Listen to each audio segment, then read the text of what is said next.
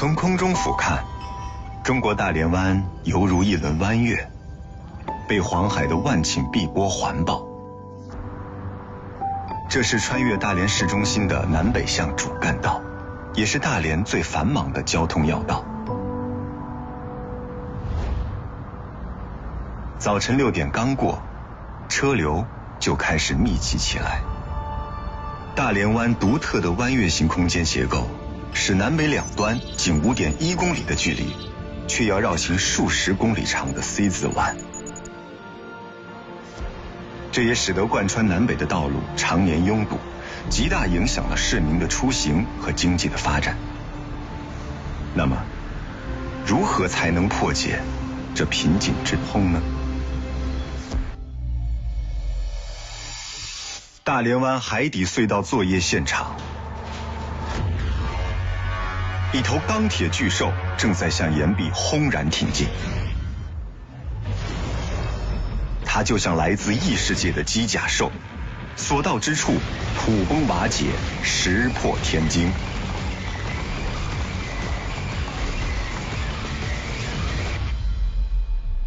它就是当今中国功率最大，也是吨位最大的悬臂式隧道掘进机。距离大连湾920公里的陕西榆林府谷县孤山川火车站，一个平素冷清的小站，这天突然热闹起来。一大早，各路交警、路政、桥梁监测和运输人员就集结在车站，显然是有一件大事要发生。原来，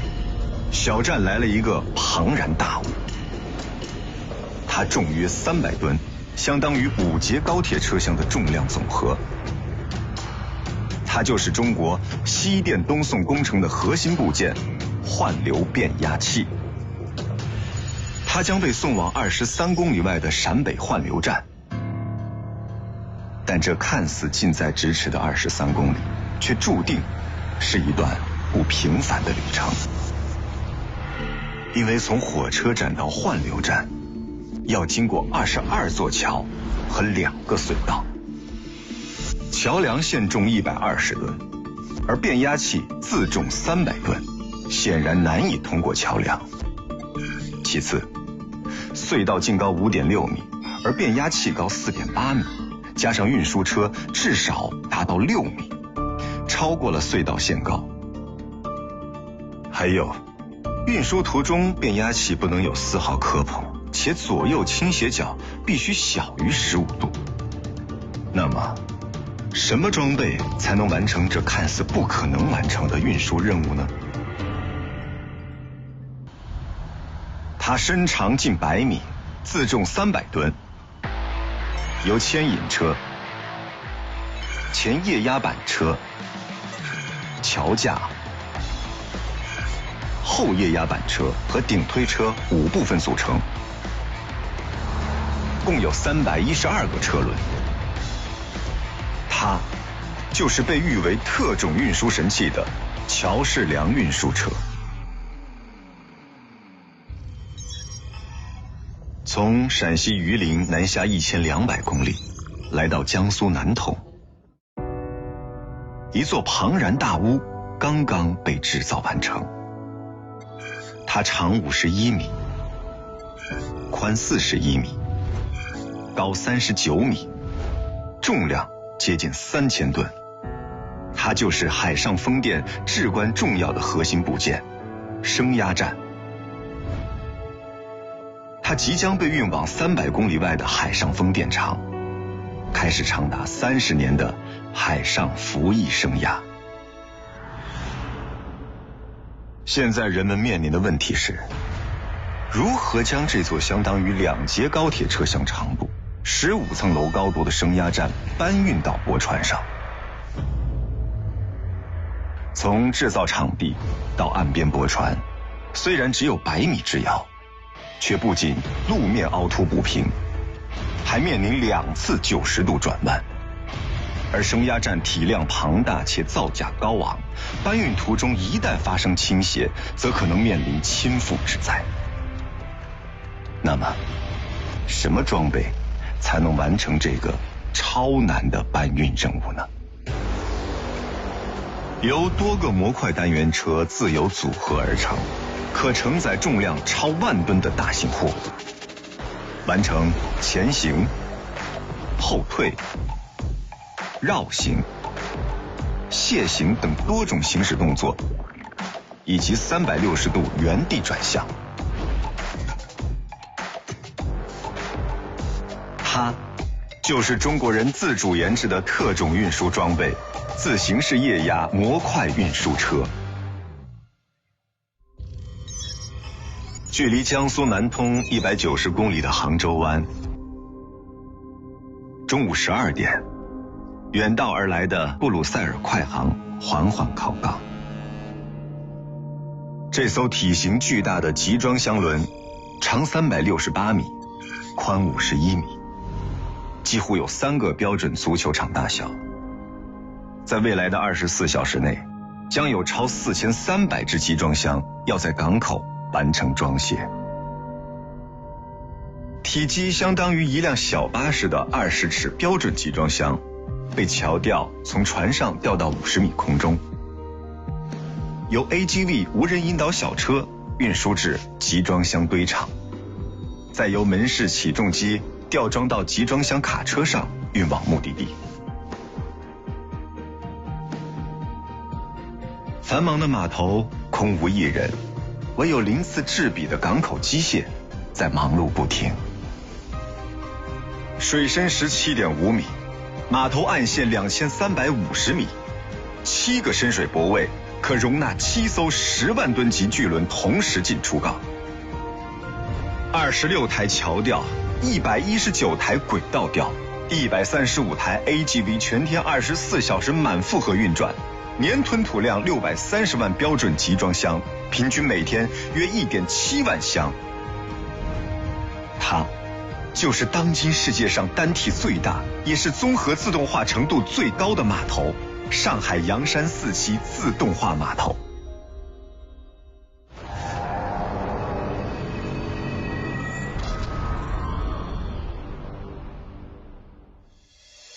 大连湾海底隧道全长12.1公里，是一项连接道路、桥梁和隧道的海陆交通运输一体化工程。然而，工程的难度却超乎想象。不仅地质环境复杂，海底岩层中既含有硬岩，又混合着质地粘稠的石英岩，而且隧道的上方还建有大型石化厂。隧道的上方呢，就是大连的石化公司精炼厂。第二个呢，就是说我们这条隧道的覆盖层特别浅，尤其洞口的，它的覆盖层只有7米左右。隧道口上方仅7米厚的覆盖层，使隧道的掘进作业极易对地面的石化设施造成扰动，不仅可能导致油罐爆炸，甚至造成人员的伤亡。大连湾海底隧道内，火星四溅，土石巨崩，机甲兽的破岩行动正在展开。悬臂式隧道掘进机自重145吨，体型适中，因此掘进时不会对地层及地面建筑造成扰动。它由截割头、运输系统、自行走机构3部分组成。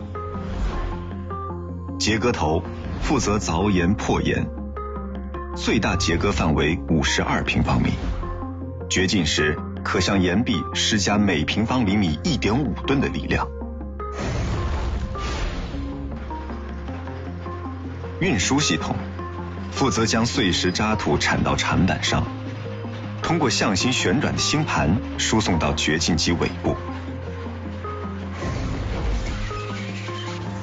而履带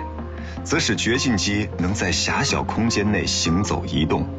便于从最有利的角度和位置进行破岩。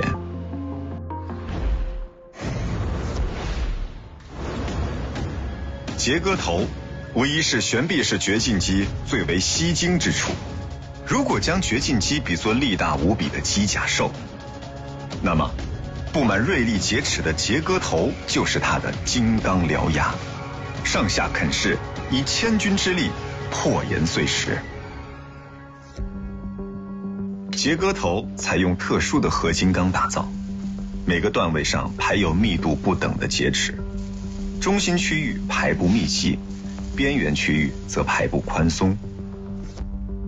这是因为球形节割头的前端最先接触到岩壁，受力最大，因此节齿排布紧密，以便用最大的节割力来凿岩破岩。而当岩层被节割松动断裂后，后端的节齿跟进，对岩层进行淌洗。由于受力较小，因此后端节齿的排布也就相对宽松。在节割头的球面上，每颗节齿与节割头表面的夹角也不尽相同，有的呈锐角，有的呈钝角。这是因为节割过程中，每一颗节齿都必须以垂直的角度切入岩壁，只有这样，掘进机才能对坚硬的岩壁施加最大的节割力。不过，这样的力学分布却给节齿的焊接带来了巨大的工艺难度。不仅要针对节割头的不同部位设计出最合理的节齿排布密度，还要精确计算出每颗节齿与节割头表面的不同角度，以确保每颗节齿都能垂直切入岩壁，既增强节割力，又降低节齿的偏磨与损耗。它最大的困难就是因为节齿的这个排布，包括它的圆柱角、气血角以及线速度，因为在以前我们这方面知识是空白，我们必须做大量的现场的一个模拟实验，包括数理分析。为了确保82颗节齿的每一颗焊接角度都能达到毫米级精准，中国人自主研制出节齿点焊机器人，先对节齿进行焊点空间定位，再由人工将节齿焊接严实。机甲兽正是凭借着过人的金刚獠牙，敲山震石，所向披靡。不过，设计师在给予它无敌威力的同时，也赋予了它润物细无声的温柔。在节割头的后端，隐藏着一圈不起眼的喷淋嘴。当掘进机向岩层掘进时，喷淋嘴会自动喷洒出浓密的水雾，将扬尘和土石碎屑包裹在水膜里。这样，既为机器降温，又改善了工作环境，保护作业人员的健康不受到伤害。钢铁躯壳与温柔之心合为一体，目标只有一个，那就是掘进，掘进，再掘进。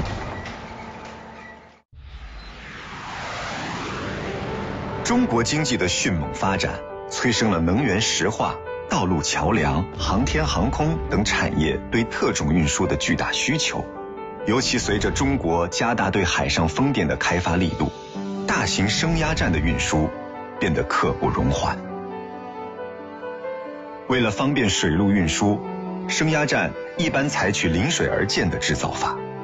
建成后平移到驳船，再由驳船运往海上风电场。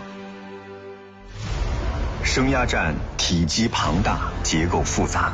建造完毕后不得拆解，必须整体运输。这就要求运输装备不仅得具备适应升压站长度和宽度的超大底盘，还必须能承载升压站3000吨的重量。自行式液压模块运输车采取了一种简单的智慧——组合，通过拼接的方式将多个模块单元车组合成超大的车组。当一个火车来运一个货物的时候呢，能力是不够的。但是如果说多个火车把它串在一起，那么运能就会变得非常大。这个车呢就源于这种动车组的理念，把一个动力头放在整个车的最前面，后面呢串接上几个不同的模块，通过液压油路、电路、气路连接在一起，它就形成一个大的总体。这样的话，它的运能就自然而然就进行提升。模块车由动力模块和模块单元车组成，通过插轴连接的方式，将一个动力模块和多个模块单元车纵向串联成一条长龙。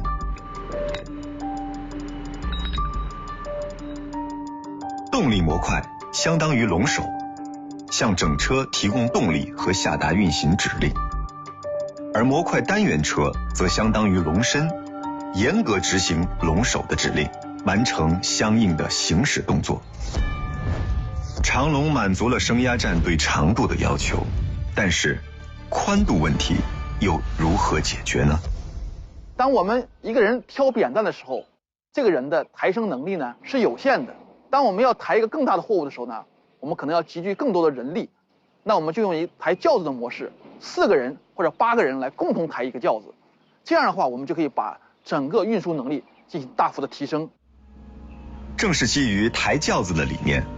模块车将多条长龙横向组合成更宽的车组，从而实现了更大的运能。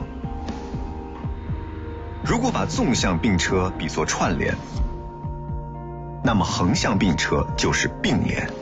通过串联和并联合纵连横组成超大的底盘，满足了升压站对于长度和宽度的要求，同时密集的车轮矩阵把升压站3000吨的重量分摊到每一个车轮上，载重问题也迎刃而解了。不过新的问题也由此而生，当多条长龙并驾齐驱，怎么才能实现多车联动？龙首之间如果意见不合，甚至南辕北辙，该怎么办？当几十台车、几百只甚至上千只车轮一起工作时，又如何做到步调一致呢？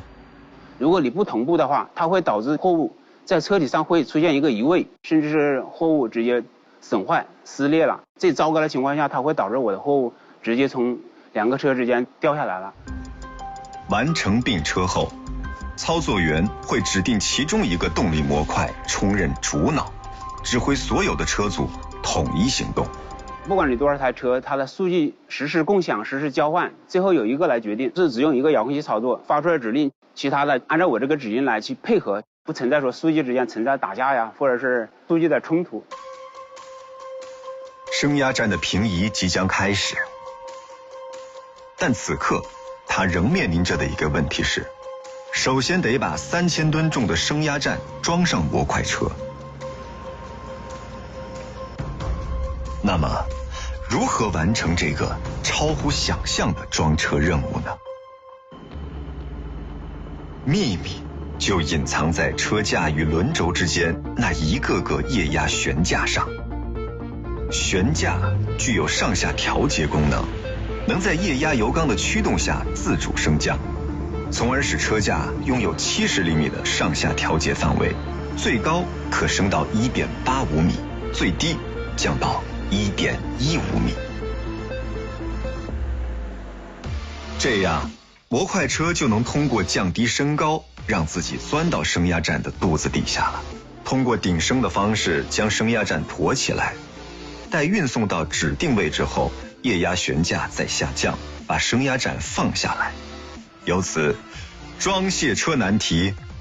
被一举攻破。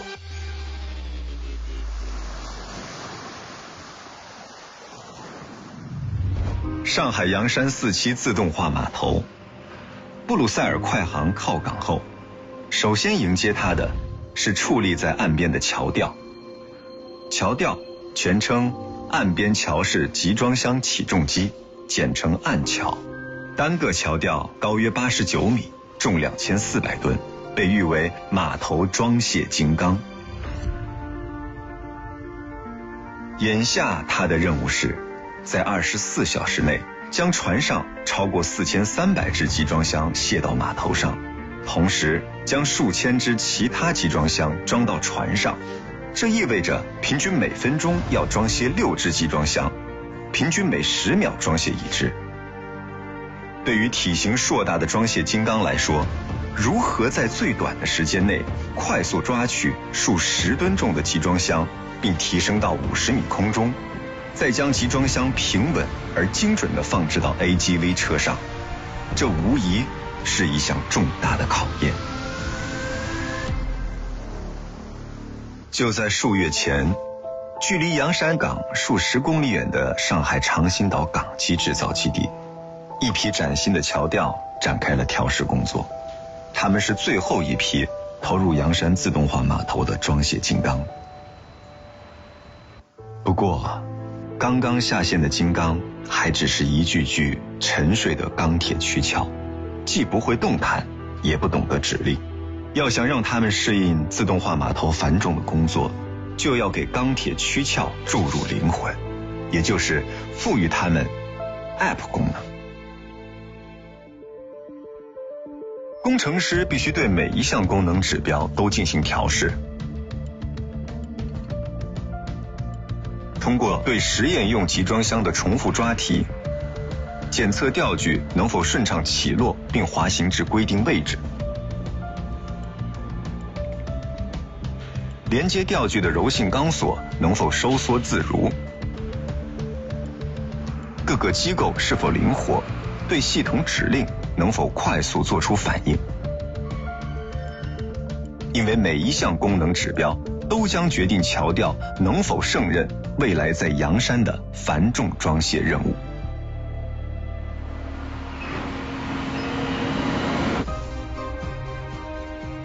现在26台高效作业的桥吊将来自布鲁塞尔快航的集装箱平稳放置到 AGV 上，由 AGV 运往集装箱堆场。AGV 专业名称自动引导车，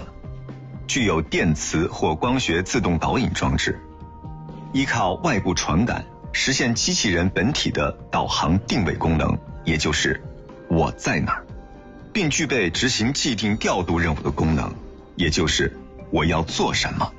同时遵循最短路径、最省电和最不拥堵路段3大法则，自主选择运行路线，也就是我要怎么去，堪称聪明的港口快递小哥。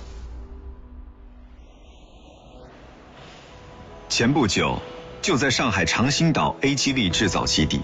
最后一批投入洋山的 AGV 下线了。要承载数10吨重的集装箱，并在有限的码头空间灵活移动和转向， AGV 不仅要具备强健的底盘，还必须占据更小的行车道，以便给码头腾出更多的空间来堆放集装箱。为此 AGV 采取了4轮转弯的方式，每只车轮均能独立转向，以便作业时具备更小的转弯半径。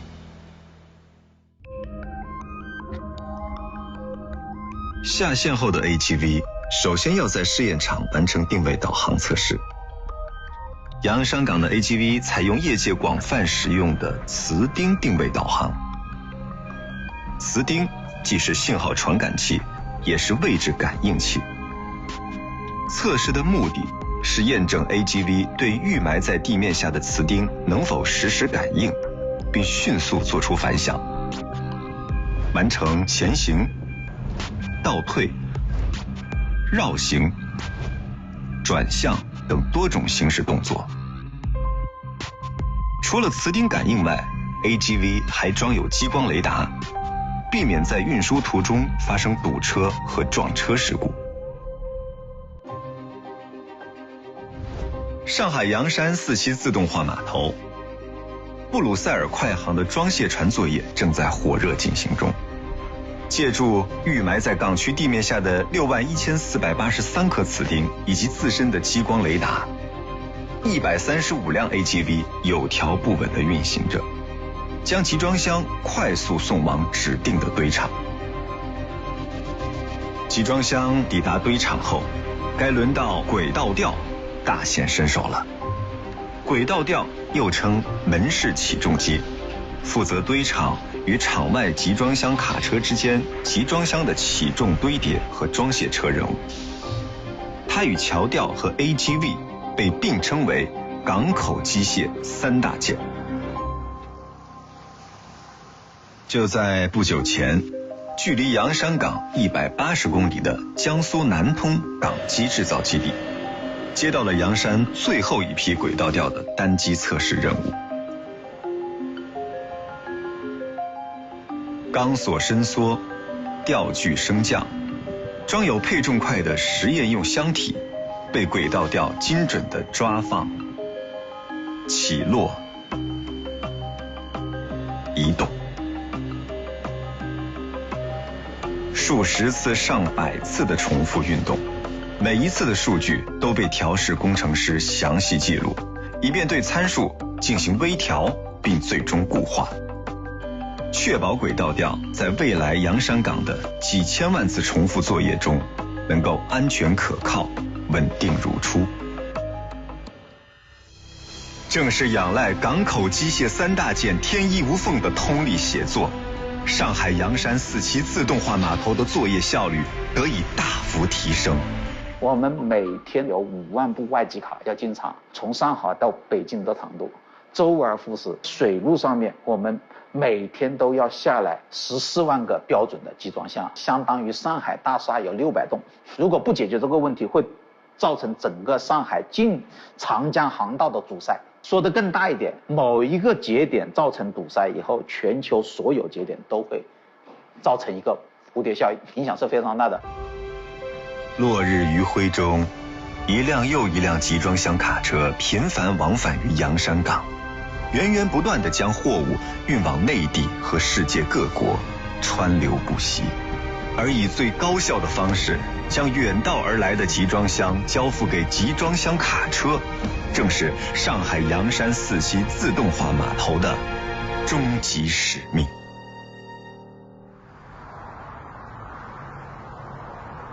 电力，现代社会赖以发展的基础。但中国是个能源分布不均衡的国家，水利、煤炭资源主要分布在西北部，而能源消耗则集中在经济发达的东部沿海地区。为了把电力从广袤的西部输送到东部，中国人建设了世界上规模最大、电压等级最高的电力输送网络——西电东送，而换流变压器正是其核心设备。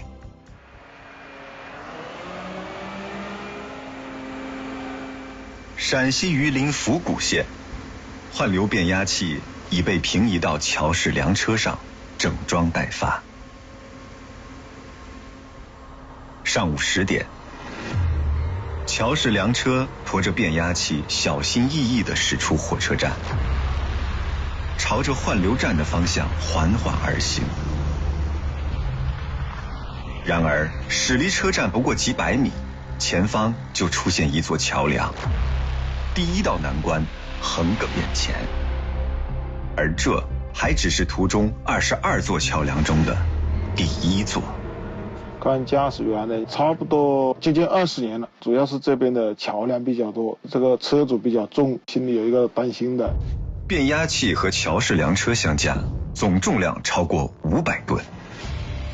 而桥梁最大轴载仅为15吨。所谓轴载，是指汽车的每个轮组的横轴所承载的重量。如果使用普通的平板车的车辆的轴载，会远远地超过桥梁的设计荷载，基本上不存在运输的可能。如果对桥梁没有进行安全评估的话，有可能大型货物会产生的荷载对桥梁造成损伤，甚至可能造成桥梁的垮塌事故。那么，如何攻克过桥这一难关呢？位于桥式粮车中部的桥架前端与前液压板车相接，后端与后液压板车相连，这样变压器重量就被一分为2，由前后液压板车各承担了一半。此外，前液压板车18组轮轴和后液压板车18组轮轴相加，共36轴。变压器和运输车的总重量被均匀分摊到每一个轮轴上。36轴分配到每一轴上的轴载只有15吨左右，分配到每一个轮胎上面，它的轮压就更低了，只有1吨多。可以这么理解，只要是拖拉机能够走的地方，我们的车就能够走。经测定，乔氏梁车的轴载仅为13.64吨，低于桥梁15吨轴载的限重。第一关，变压器过桥的难关被顺利攻克。我们协调检测单位，提前对沿线的桥梁进行检测和桥梁的承载力验算，由桥梁专家对照桥梁的设计承载力反复的比对，并且充分的考虑到各种不利因素的影响，最终给出了可以安全通行的结论。但这并不意味着接下来的旅程可以轻松应对，因为第2道难关接踵而至，前方出现了隧道。隧道高5.6米，而变压器高4.8米，加上运输车底盘的高度，超高是必然的。然而此时，变压器与运输车相加，总高度仅为5.2米，低于隧道的限高，这是怎么回事呢？答案就藏在巨大的桥架内。桥架底部采用镂空无底盘槽型设计，将变压器镶嵌于凹槽之中。如此一来，变压器与运输车相加，总高度仅为5.2米，通过隧道就绰绰有余了。第2道难关也顺利闯过。超重超高的问题解决了，但新的难关随之而来。从火车站到换流站23公里的路程，要经过数个弯道，其中包括转弯半径不足22米的 S 型弯道。乔氏梁车身长近100米，而车体越长，对道路的直线性要求就越高，遇到拐弯就越难行驶。那么，乔氏梁车能安然通过途中的数个弯道吗？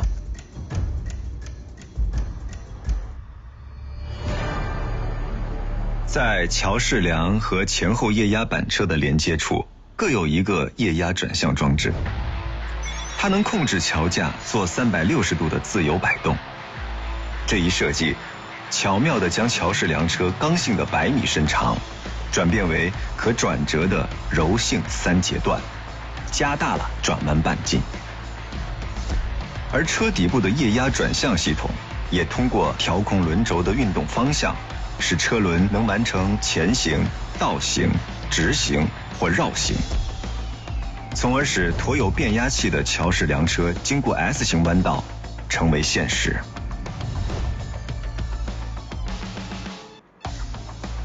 此外，运输过程中，乔氏梁车头部的牵引车和尾部的顶推车也起到了重要作用。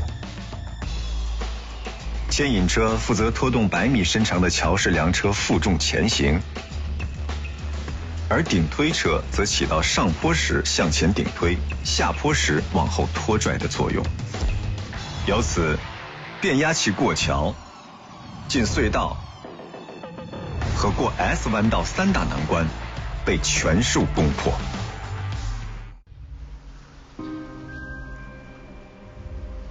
江苏南通临江码头，升压站的运输终于可以开始了。然而，从制造场地到江边泊船，虽然只有100米之遥，却并非一路坦途。整个山上的高度达到40米，相当于生活楼层大概15层左右。我们现在目前遇到2个大的问题，一个是转弯半径，需要原地转线，转线的空间2米左右。第2个问题是路面不平，水泥路面要跨过行车轨道。如何在凹凸不平的路面上确保升压站的平稳运输，是模块车所面临的一大考验。因为一旦发生倾斜，体量庞大的升压站就可能面临倾覆之灾。千里之外的湖北孝感模块车制造基地，一场金鱼缸实验即将拉开帷幕。一只金鱼缸被放置在模块车的车架上，而模块车要经过一个坡度为6度的缓坡，以此测试模块车的上下坡对金鱼缸的影响。在分组液压油泵的驱动下，模块车的液压悬架开始自动升降，以补偿车轮在上下坡时的高度差。而安装在车架4角的高度传感器也实时反馈着车架的高度值，通过智能算法来控制悬架升降，使车架上金鱼缸的水面保持平稳。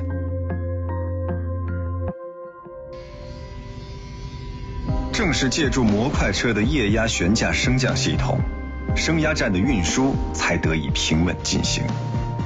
然而很快，另一场终极挑战接踵而至。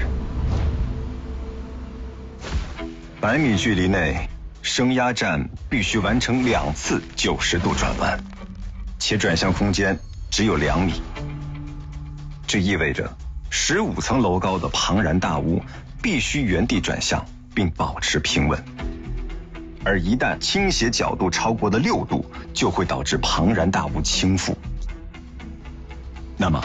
模块车如何完成这个超难的任务呢？每只车轮均能独立转向，并实时反馈行驶速度和行驶方向。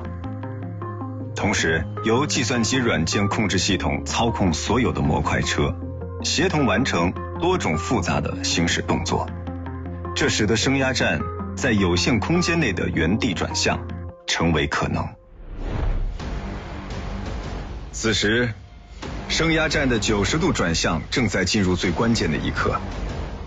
模块车以自身右侧中心点为圆心，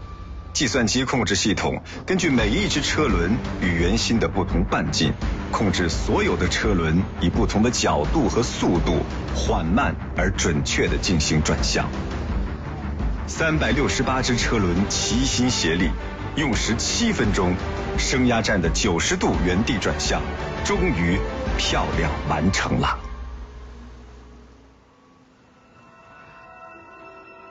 上海洋山4期自动化码头，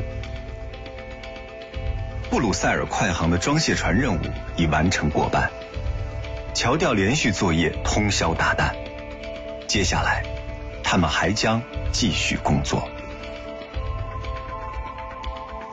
总控塔台内，拥有16年码头作业经验的桥吊操作员黄华正带领团队远程操控桥吊，完成布鲁塞尔快航的装卸船任务。然而，这看似简单的一起一落、一抓一放，其中却涉及极为复杂且充满变数的动态海量计算。一个是桥吊啊，一个是轨道吊啊，一个是 AGV， 怎么去把这3大机种串联在一块儿啊？就像人的骨骼一样啊，这个骨架有了，但是我们的神经系统没有。码头作业具有无与伦比的复杂性。一只集装箱卸船后，首先面临选位问题，放在哪个堆场的哪个箱区，装船时出箱才最快。而装船也同样面临多种决策，集装箱是常规箱还是特种箱？如果是特种箱，如冷藏箱或危险品，应装到指定位置。是到甲地还是乙地？如果是乙地，则应装到去甲地的集装箱的下面，同时还要满足重箱不压空箱规则，这样出箱才会更快。每只集装箱在每个决策点上都可能面临20-30种选择，而每次决策又会影响到其他机械的分布和其他集装箱的装卸。像我们下围棋一样，我每下一步围棋，我可能要考虑到未来6步、7步以后，在我们港区里面，一步桥吊就相当于一个棋手，每走这一步的话，对未来的影响到底是怎么样子的？有很多骑手同时在下棋，每个骑手的决策其实对另外的骑手都是有决策影响的。当一条船7、8千只集装箱必须在24小时内装卸完毕，当整个码头26台桥吊、119台轨道吊、135台 AGV 必须循环不断地完成每天近2万箱的装卸任务。当无数个决策点汇集到一起的时候，系统就变得复杂无比了。上海洋山4期自动化码头的成功运行，得益于智能控制系统和设备管理系统的默契配合。它们相当于码头的大脑和神经系统。大脑负责下达任务指令，而神经系统则负责具体执行任务，包括安排谁去做、走什么路径、先做什么、后做什么等等。决策的时效性是要求非常高的。一部 AGV 的话，每秒最起码可以走6米。如果迟1秒钟我拿到这个结果的话 ，pattern 已经发生了完整的改变，这个计算结果可能是要被丢弃掉了。当智能控制系统下达任务指令后，设备管理系统会根据指令安排由哪一辆 AGV 去执行任务，并且当多辆 AGV 同时接到任务后，还要防止先到的 AGV 等候。此外，设备管理系统还会一次派发多个任务给 AGV， 以便它在完成上一个任务后接续去执行下一个任务，防止因等任务而下降效率。这就是按桥任务不中断。我们有135台 AGV， 就像135只蚂蚁背着集装箱按顺序上码头的，你时时刻刻都要控制住这些蚂蚁的任何一次移动，什么时间点哪一只蚂蚁去哪里搬哪一个箱子，然后到哪一个位置，这个全部都是被系统调度到的。那么蚂蚁有的跑得快，有的跑得慢，那跑得快的蚂蚁我怎么让它减速，跑得慢的蚂蚁我怎么让它加速。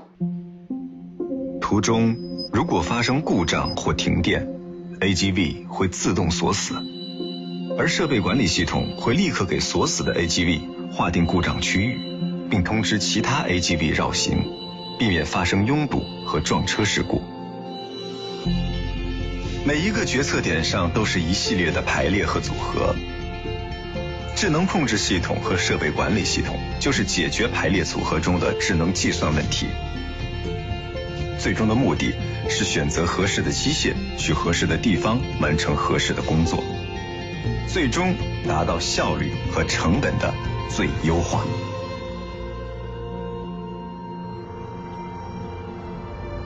美丽的大连湾，当悬臂式隧道掘进机向着海底岩层奋力掘进时，千里之外的徐州新研发的双节割头掘进机也已下线。中国经济迅猛的发展势头催生着更大更强的隧道掘进装备问鼎世界。我国呢是一个山脉比较多的国家，隧道工程呢也越来越多，现在每年呢以超过3000公里以上的速度在增长。另外，随着“一带一路”项目的推进，还有一些国外的隧道工程需要施工。陕西榆林府谷县。经过近4个小时的极限运输，换流变压器被安全送达目的地——陕北换流站。我们这个线路经过 G338国线高速公路的引线，还有运煤专线，沿途的车辆都是大型的半管运输车辆，车流量比较大一点，路况比较复杂。从孤山川火车站到陕北换流站，要经过沈抚高速石川连接线。这是一条繁忙的近7米宽的运煤专线，而桥式粮车必须占据2道，沿中心线以5公里时速匀速行驶，且不能变速或刹车，以确保变压器的左右倾斜角小于15度，轴载压力和变压器的平衡不遭到破坏。我们要进行对这个道路管制2个半小时。大小路口有12处，要停留到8公里，那1公里算70辆车的话，500多辆车就要滞留等待。为完成这个极限运输任务，不仅需要交警对相关路段实行交通管制和人员限流，还需要测绘部门重新测定桥梁轴载、路政，事先完成道路清障、桥梁加固和隔离带拆除工作。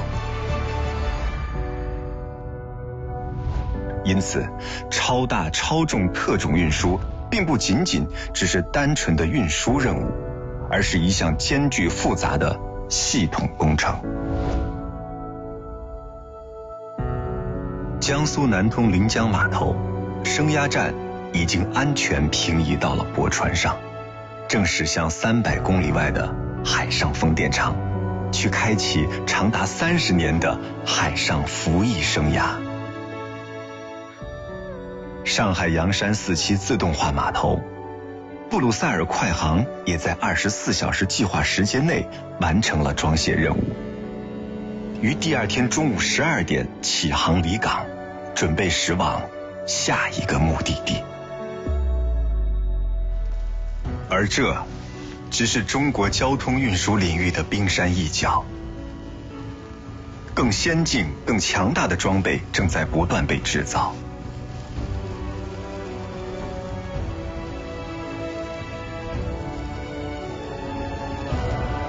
无论是开路先锋悬臂式隧道掘进机，还是特种运输神器桥式粮车和液压模块车，亦或是港口运输之王上海洋山自动化码头，它们使地球村落有了更紧密的连接，阡陌交织，张弛有度。它们使人类世界拥有了更强劲的脉搏，得以通江达海，纵横天下。